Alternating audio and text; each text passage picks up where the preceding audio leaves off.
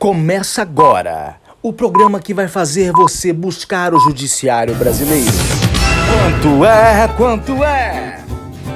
Fala pessoal, sejam muito bem-vindos a mais um programa Quanto é? O programa que vai fazer você conhecer o valor das indenizações no Poder Judiciário Brasileiro. Todos os casos aqui trazidos por mim são casos verídicos e isto não é um programa de humor. Eu vou trazer outra vez um tema relacionado a erro médico que, infelizmente, tem acontecido com certa frequência. E nesta última semana, você deve ter visto um caso envolvendo alguns pacientes lá no norte do país. De 81 pessoas que realizaram procedimentos em uma clínica de Belém, que atende pelo SUS, 24 tiveram infecção bacteriana e pelo menos 10 ficaram cegas. E é justamente sobre um caso semelhante que eu vou tratar no programa Quanto é de hoje. Imagina comigo a seguinte situação. Um paciente realizou uma cirurgia de remoção de pterígio em um hospital particular, também conveniado pelo Sistema Único de Saúde. Após a cirurgia, o paciente apresentou complicações que, infelizmente, resultaram na perda parcial da visão do olho esquerdo. O paciente alegou erro médico e moveu uma ação junto ao Poder Judiciário, pretendendo uma indenização por danos morais, materiais e também uma pensão mensal vitalícia.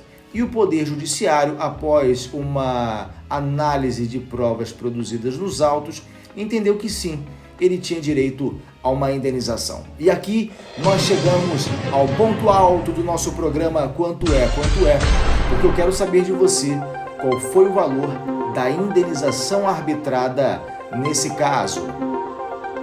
Opção A, R$50 mil. Opção B, R$20 mil. Opção C, R$80 mil. Opção D, R$100 mil.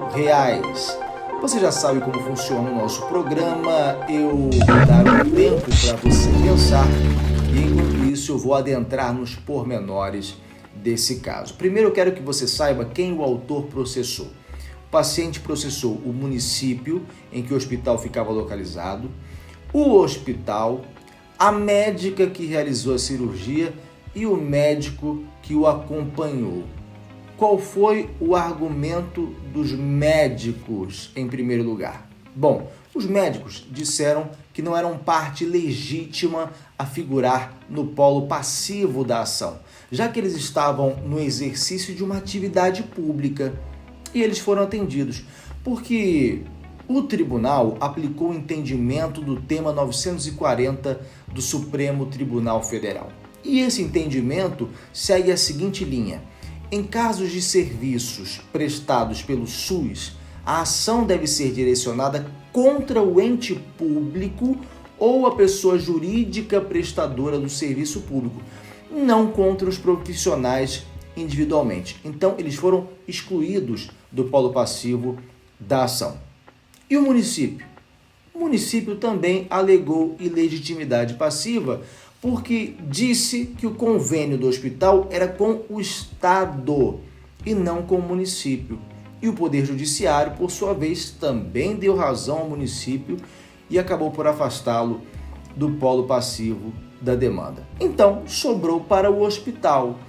E qual foi a defesa do hospital? Que você, em casos dessa natureza, há de ler como nosocômio. O hospital alegou que não houve erro médico e que a perícia que foi produzida nos autos do processo não atribuiu culpa ao hospital ou ao médico, que realizou a cirurgia.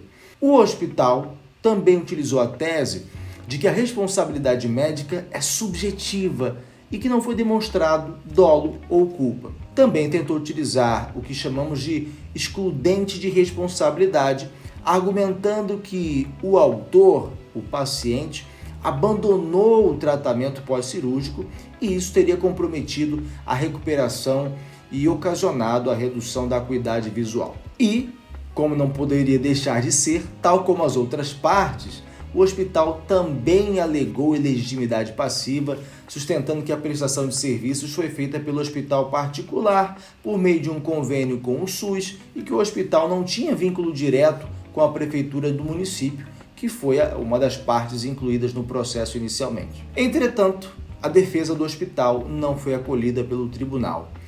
Até porque, gente, nesse caso houve um erro grave, gravíssimo eu diria. A médica que realizou a cirurgia não tinha especialização necessária para fazer uma intervenção cirúrgica na região ocular. Como era uma cirurgia de pterígio, a depender da complexidade do estágio do problema, pode ser exigido que o médico tenha experiência em cirurgias mais delicadas da córnea e da conjuntiva.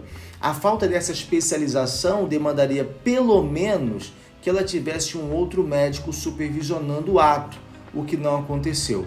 Então, o Poder Judiciário entendeu que o hospital falhou em não providenciar a supervisão de um profissional qualificado. E, além disso, o hospital também falhou em não realizar exames que seriam necessários ao esclarecimento dos fatos. Aí vem aquele artigo que eu já trouxe várias e várias vezes no programa Quanto é, o artigo 37, parágrafo 6º da Constituição Federal, que fundamentou a condenação no valor de, fala aí minha voz, R$80 mil! Exatamente, R$80 mil. Esse foi o valor da indenização arbitrada. E o Estado não foi condenado? Não foi condenado, por culpa do próprio autor. Ele não foi incluído na ação. O autor achou que o responsável era o município, incluiu o município no polo passivo como responsabilidade solidária, subsidiária, e como vocês ouviram, o município foi excluído. Então, o autor comeu bola nesse aspecto. E também, quanto ao valor, é preciso aqui esclarecer, como eu sempre procuro fazer, que os R$80 mil são relacionados ao dano moral. Ele também recebeu danos materiais no valor de R$800 em relação a alguns dispêndios que ele teve, mas teve um outro pedido que seria muito importante e certamente daria um valor alto de indenização, que era a pensão mensal. Só que a pensão mensal foi negada. E eu sei que pode parecer uma decisão complicada, mas o tribunal entendeu que, para que uma pensão se tornasse devida, seria necessário que a situação do paciente comprometesse a capacidade de ser empregado e nas mesmas condições. O pagamento de pensão vem condicionado à prova de redução da capacidade e que essa redução causa ou tenha causado um reflexo patrimonial. E no caso específico, os julgadores entenderam que, mesmo que ele tenha apresentado uma redução na acuidade visual, ele não teve um prejuízo financeiro ou uma redução do salário em decorrência desse comprometimento da visão.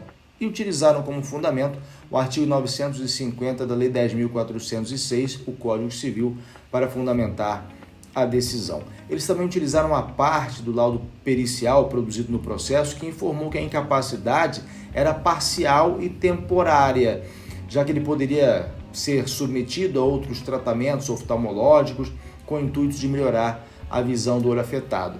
Ele poderia fazer um controle do astigmatismo através do manejo de suturas corneanas, uso de lente de contato após transplante ou até mesmo um novo transplante de córnea. Mas aí a minha opinião, eu acho um absurdo você não considerar a pensão mensal vitalícia sob o argumento de que ele poderá eventualmente ter a visão melhorada ou recuperada. Mas essa condicionante pode não acontecer. E outra, o juiz faz um recorte daquele momento. Ele teve uma redução, mas não teve uma redução na capacidade, mas não teve uma redução no salário. Ele segue no mesmo local, trabalhando do mesmo jeito, ganhando o mesmo valor. Pois é, mas por que não fazer um recorte maior, ter uma flexibilização no pensamento a ponto de pensar, se ele é empregado e vem a perder esse trabalho, como vai ser para conseguir um novo trabalho? Vai ter a mesma facilidade no mercado, mesmo sendo cego de um olho, mesmo tendo dificuldades de visão de um olho?